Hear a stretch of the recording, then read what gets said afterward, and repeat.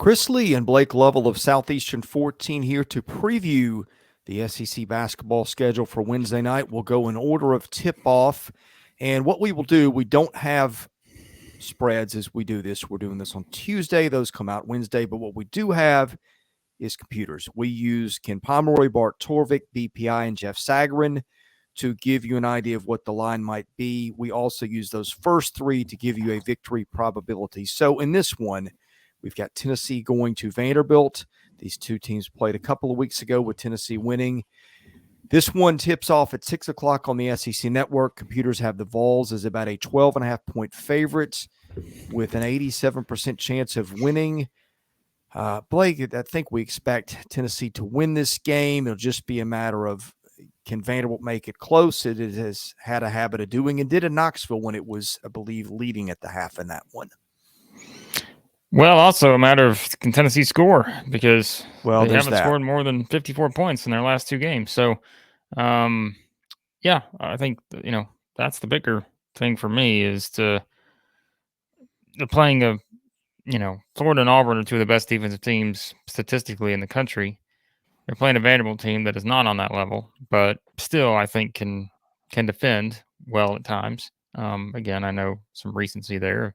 Giving up 101 to Alabama and such is not on my side with that note, but I still think, it's one that, it's just how Tennessee plays offense here is the real question to me. And I think that's the bigger story. Yeah, I'm gonna pick them to win because, I'd say they've had some success in that building recently. And so, I think it's, as we've said at this point, you kind of never know what you're going to get from Vanderbilt now. You would expect them they kept the game in Knoxville close. Kind of looking back at some of the things that played out in that one. The bench mob for Vanderbilt, isn't that the term? That's what they call it. They played well. I assume Jordan Wright. Do we know if he's playing? Do we know that yet? I don't know. What I was hearing was concussion. I'm hearing there's a chance he will, but this is Tuesday morning. I don't know how that's going to play out for Wednesday night. Yeah. So, I think that's important too. I think against a defensive team like Tennessee, I think they've got to have all hands on deck here in terms of having all their available scoring ability, Vanderbilt that is. So, I think that is an important part of this game if Vanderbilt's going to have a chance to, win the game and or keep it close. But that's the thing to me is like, if you project that Vanderbilt can keep it close, well, your argument would be they're good enough to keep up scoring wise with Tennessee. And if you're having your doubts about Tennessee's offense right now, then even as good as Tennessee is defensively, I'm not saying we're going to see another 46-43 type game here, but I think it's fair still to ask those questions, of what exactly you're going to get from Tennessee here, because I don't know. As we talked about before, the 57-point loss for Vanderbilt against Alabama kind of reset our thinking on the trend of Vanderbilt keeping it close with everybody. But they did keep it close with Tennessee the last time around. Now they did get a decent game from Jordan Wright. Liam Robbins had 18 points, 10 of 12 from the free throw line. Noah Shelby had 12. I think Vanderbilt getting to the free throw line was important there. They only turned it over 8 times, shot the ball pretty well statistically, which against Tennessee, as we know, that's not easy to do.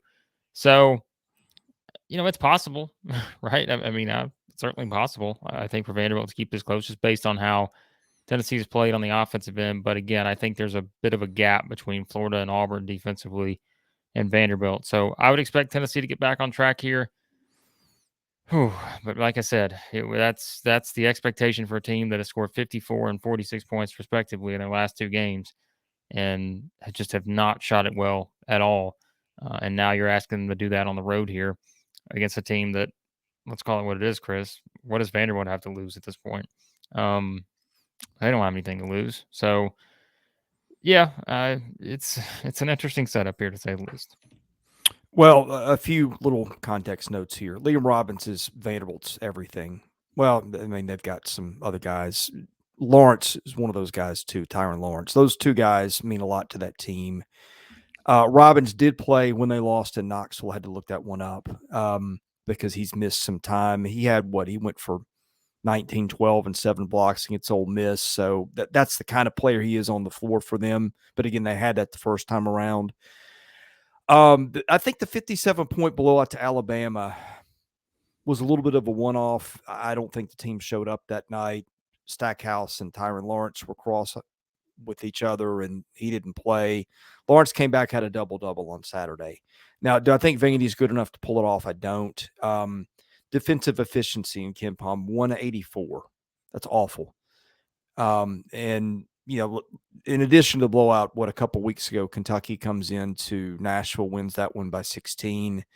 Tennessee's 111 row in the series. I wouldn't touch this one at 12.5 because both teams are too unpredictable, but I would be pretty surprised. I think the 13% chance Vanderbilt wins that the computer size it up at is pretty on point.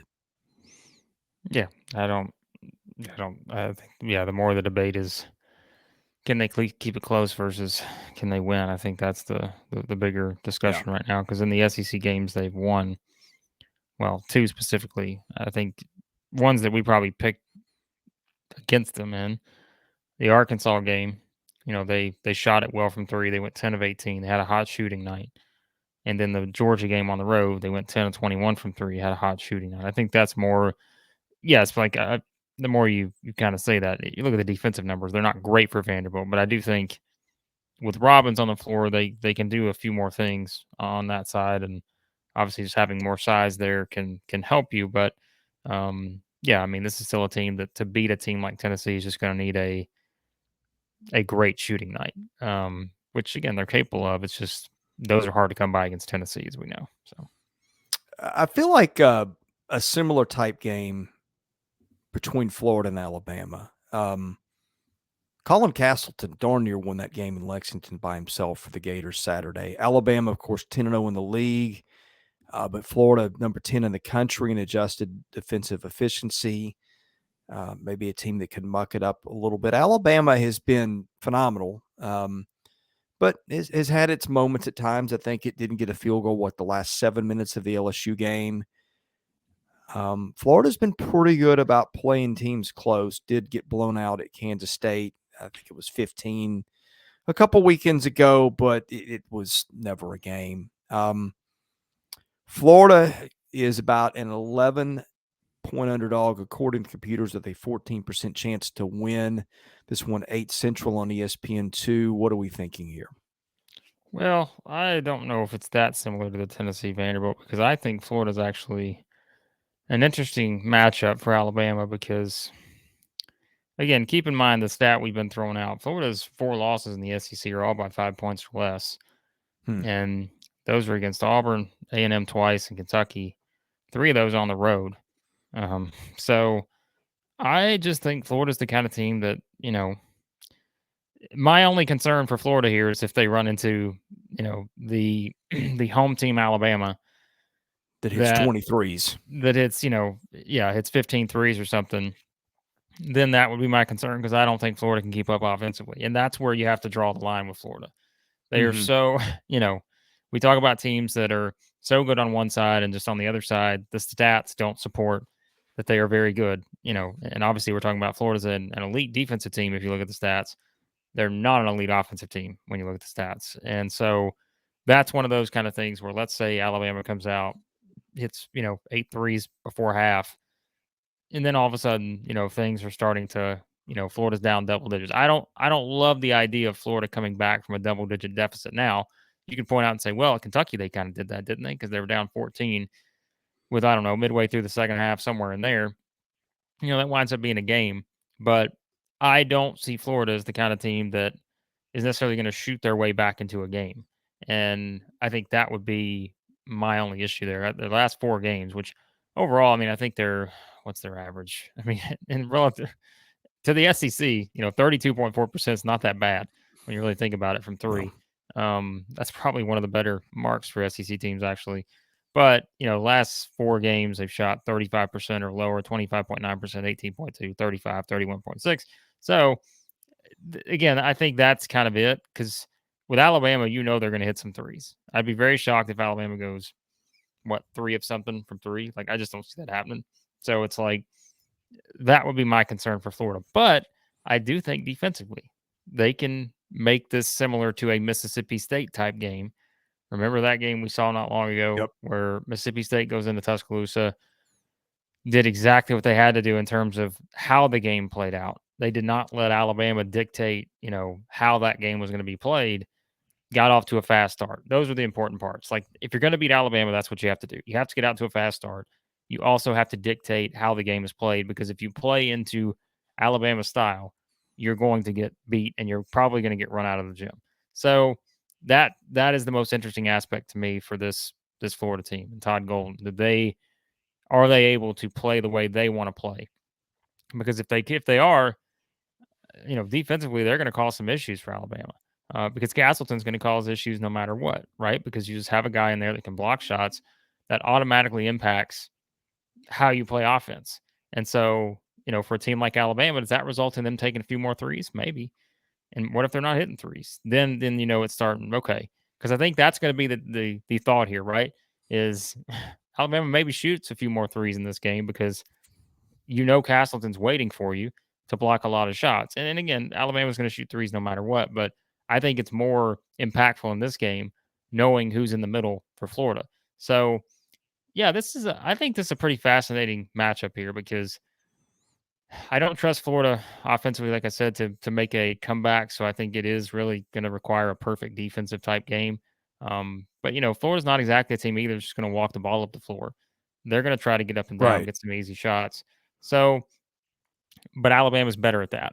And so I think Florida maybe needs to approach this a little bit differently here, because a Mississippi State type game is one they can win. I don't think they can win, a high scoring affair here.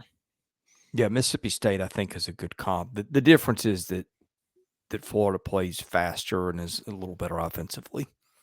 Yeah. But last one on the schedule, also at 8 o'clock. This one on the SEC Network. Again, that time is Central. The computers have Mississippi State as nearly a 10-point favorite with an 85% chance of winning in Starkville. LSU's playing a little better lately. State has played some of its best ball. It's gotten past the brutal point of its schedule. Have a hard time seeing LSU going into Starkville and winning this one. Both teams really struggle to score. I don't know what else to say there. Yeah, I mean, it's not a great matchup for LSU, I don't think, and we kind of talked about it. Like, it's just, I mean, like, the schedule still is not easing up yet. It's going too soon, but it's not easing up yet, right? And so, like, it's just, it's not great. So I think that's one you kind of look at here with this game, and I just think Mississippi State defensively, you want to talk about being able to control a game. I think this is it. And, just their ability to slow down LSU and, offensively. Because like you said, maybe they're starting to come along a little bit, but I just feel like this is the worst matchup at the worst time. If you're starting to build a little confidence, now you got to go play in Starkville. And we've seen what Mississippi State's done to some really good scoring teams. Like we just talked about the Alabama game, right? They're able to hold Alabama down. Missouri, they hold to 52 points, second best offensive team in the league. So we talk about matchups, like, best matchups, worst matchups. I feel like this is also, and we said that though about Alabama and LSU, but I think this is one where, like, going to Starkville, if LSU hits 50 here, maybe you're even a little surprised, because I just look at the way State plays defense. They are way more locked in now in this 3-game winning streak than they have been. Again, they're starting to, I don't want to say their schedule is going to ease up, because after this they got a pretty interesting stretch coming up. But this is one you have to win, right? We're talking about they're 3-7 in the league. They got to get to 500, in my opinion, to be in the tournament conversation. That means you got to go 6-2 You the got to rest win of the this way. one. Yeah, and this is a must win. I mean, so I think you have to win all your home games at this point, and this is just another one on that long list. Even if State doesn't play well offensively here, I think it's probably still enough to beat LSU, because I just don't see a lot of LSU kind of making that jump, unless, like we talked about last game, you get some other guys like Derek Fountain and such stepping up, having a big game. And I don't know, maybe we look back at this as the Derek Fountain game because he's going back to Yeah, Starkville. Um, you know, good he's point. going He had back the against his best game of former his team. career over the weekend. Yeah.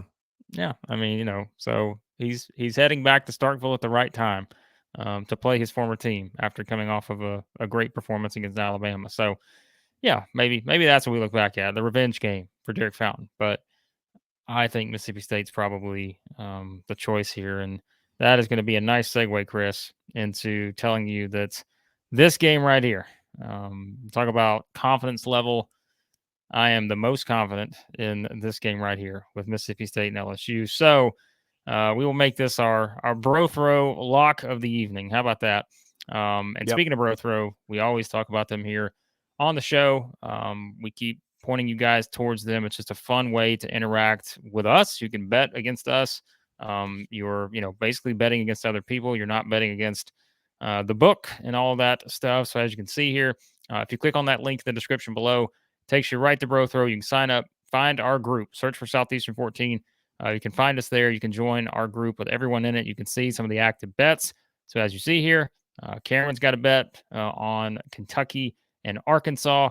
So this is one where you can choose one of these sides. You can take that bet, go up against Cameron here, and decide, hey, who's going to win that money. So very fun, easy process with Bro Throw. So be sure to check that out in the description below. And if you don't just want to bet on the SEC games, guess what you can do? You can go to all of these games here. Look at all this stuff. We got Georgia, Ole Miss here, but you can Pro also bet on stuff. North Carolina, Wake Yeah. Forest. It's great. So, Super Bowl. yeah, Super Bowl's there. Did you know the Super Bowl's this weekend? I heard that's a game I that's had no happening. idea. So, yeah. So if you want to bet on the Super Bowl, you can do that too. But again, just click on that link, sign up. You can join our group, and then you can just bet against people in our group. And you're not betting, the books, no juice, none of that kind of stuff. Like you choose, and it's just a very fun thing to do. So be sure to check that out with our friends at Bro Throw, and they are a great sponsor of the channel, and we do appreciate their support. Blake, that would also be mine. I'm just not crazy. And we don't have the spreads. We just have estimates of what they will be. Mississippi State in 10 is the only one that I would feel good about if that's where it settles. And here's some reasoning why. LSU has now lost 10 games in a row. 9 of those have been SEC games, the other one being that Texas Tech game. Of the last 8 SEC losses that LSU has had, Blake, how many do you think have been by 10 or more? How many would that be? That would be 8. 8 for 8. So if LSU can stay within 10, it will be the first time and the only time in SEC play this year that it has done that. The one time it did, boy, this seems like forever ago. This was back when LSU darn near beat Kentucky in Lexington. That was also a different Kentucky team. That was way back in the second game of the year. Of course, State's one win was, LSU's one win in the SEC was that season opening win at home against Arkansas back on December the 28th. That seems like it's been forever ago. Can we just point this out real quick? All right, Arkansas, Kentucky, A&M, Florida, Alabama, Auburn, Tennessee, Arkansas, Missouri, Alabama. What are those? That's LSU's SEC schedule. Ooh. Every single one of those teams are either projected to make the NCAA tournament or are in the first 4 out or last 4 out. Every one of them. Every single team. And guess what? They play Mississippi State next. They're projected in the next 4 out. They play Texas A&M. They're projected as the first team out. Those are the next 2 games. So think about all those games I just mentioned. They've still got 2 more to go before they get to Georgia, who is not projected to make the NCAA tournament right now. So one of the toughest SEC schedules I've seen, just in terms of how it unfolds. I don't think I've ever seen a team play that many games in a row against projected NCAA tournament and or bubble teams with no Well, let we did power rankings yesterday, and I believe in that detail. We think there's a clear break between the bottom 5 and the top 9 in this league. LSU, of course, would be in the bottom 5. LSU it does not play a game against those bottom 5 teams, the other bottom 4 until Valentine's Day. Here's the thing, though, Chris. Georgia Think at about home. this. That is insane. But think about this. They have those games coming up. But look, they only play the bottom 4 teams once. Like, think about that, too, I in the know. draw of the schedule. They only play Georgia once. They only play South Carolina once. They only play Vanderbilt once. They only play Ole Miss once. Like, it might be the toughest SEC schedule I have ever seen. And I am not Yeah, joking on that. I Because think you're right. you are playing all of these other teams in a row. Your first 12 SEC games are going to come against projected NCAA tournament teams and or teams that are right on the bubble. You're only going to play the worst 4 teams once each, and then you're going to play Missouri and Florida again, who are projected NCAA tournament teams to finish things up. It might be the toughest SEC. I don't look. The SEC itself is not the toughest it's ever been, but if you're just talking about an individual season and how the schedule falls, LSU's schedule may be the toughest I've ever seen. Well, here's another thing that makes it out. Okay, they play those other 4 teams right in a row. Georgia, Yeah. South Carolina, Vandy, Ole Miss. First and last one away, middle 2 at home. Then they go right back to it, Missouri at home and Florida on the road. Nuts. And look, nuts. I'm not, there's no conspiracy theory here, right? Like, you don't know going into the year exactly how this is going to turn out. You have basically permanent, you have all those things, but You know what, though? If you that's some think back to amazingly last bad year, luck of the draw. think back to last year. What is the thing we said last year? We said there's nobody that has a tougher first half of the schedule than LSU. We said the same thing last year. Now the second half eased up a little bit. First half of their schedule last year, here it is: Auburn, Kentucky, Tennessee, Florida, Arkansas, Alabama, Tennessee, Texas A&M, at TCU. Like, I mean, Man. yeah. Who did LSU make angry? We won't go there. Anyways, that could be interesting. You want to do conspiracy theories? If you want to, there's probably some old evidence there to support it. But yeah. Anyways, it's brutal. This is just a brutal schedule. So we are sometimes here for conspiracy theories, but mostly we are here just to cover football, baseball, and basketball. We got a lot of that coming. We've been interviewing SEC baseball coaches. Got another one coming today on Tuesday morning. We are doing football. We are going to be wrapping up Wednesday night's games on Thursday morning. We'll wrap up Tuesday night's games on Wednesday morning. What don't we do here? By the way, we got some women's basketball shows coming. We announced this on Twitter last night. We got 2 new women's basketball shows. And I know you're thinking, women's basketball? Yeah, absolutely. Women's basketball. Like, we talk about basketball, right? So we're going to be adding 2 women's basketball shows to the mix here on the channel. So they'll be weekly shows. So they won't be as frequent as what you get from us, in the men's basketball stuff. But I'm going to be doing sort of more of a general league-wide women's show that will have some guests on. We'll have some media people, some players, some coaches, all kinds of fun stuff there. And we're also going to be adding kind of our first team-specific show here on the channel as we start to expand a bit more into a network, Chris. Maybe we need to get that trademark, the network. I don't know if we can do that. I don't think we can trademark the SEC network. I believe someone else owns that. Yeah. But the 14 network, however. How about that? Well, we got to change it soon, but right. It's going to be beyond the 14. But yeah, so we've got that. But not for 2024. No, we'll see about that. We'll see. They're getting here as fast as they can get here. Who wouldn't want to? But we got a Lady Vol show coming, so we're going to do one of those with Nathaniel Rutherford, someone who has covered Tennessee for a long time. So we're going to have some fun with this stuff because, again, we've always said we want to cover as much as we can, and you're still going to get football. You're still going to get men's basketball. You're still going to get baseball because we cover it all right now, but we're going to keep adding to it because we know there's a lot of fans out there that support other sports too. And so, that's one of the fun things that we like to do here is continue to serve as many SEC fans as we can and as many sports as we can. All right. He's Blake Lovell. I'm Chris Lee. We are Southeastern 14. If you like this, hit the like button and hit that subscribe button. It helps you get all our content and helps us out, helps us get found. If you don't like us, hit the like button as well. How about that? If you don't like us, just lie. Right. No, seriously. Thank you for watching. And we'll see you again soon with with whatever Something. baseball, football, and basketball content we've got coming next. It all runs together. But we got something coming, and you'll want to be here for it. Again, thanks for watching. We'll see you soon.